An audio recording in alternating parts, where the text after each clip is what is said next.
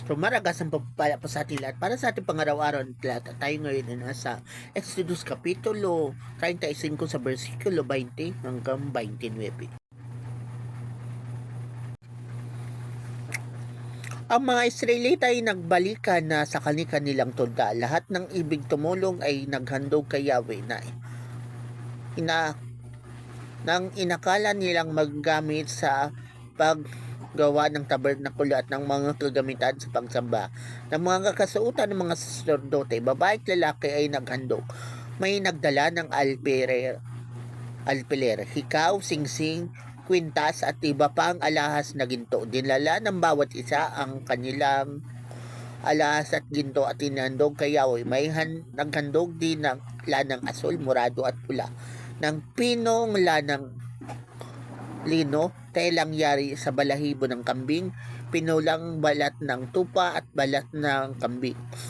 Ang iba na may naghandog ng pilak, tansong gagamitan ng akasya para sa tabernakulo.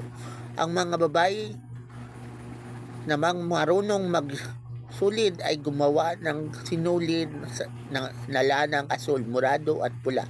Gayon din ang gintong lino, ng pinong lino, at ito ang kanilang inihandog.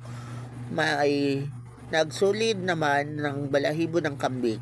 Ang mga lider ay naghandog ng kornalinan, mga alaas na ipapalamuti sa epod at sa pektoral ng punong saserdote.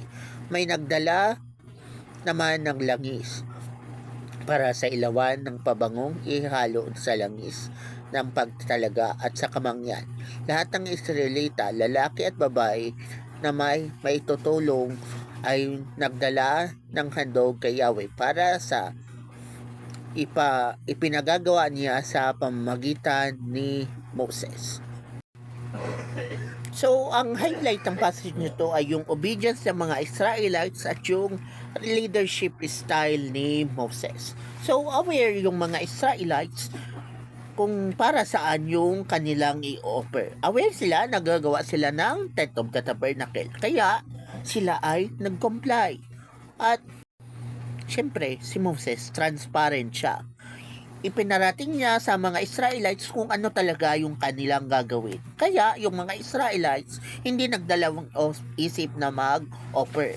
So, kasi alam nila kung saan gagamitin yung kanilang offering. At yun nga, sa panahon natin ngayon, pwede rin natin yang gawin. Katulad ni Moses, just be transparent. At sila, kapag alam ng ating mga miyembro kung saan gagamitin yon, magko-comply din sila.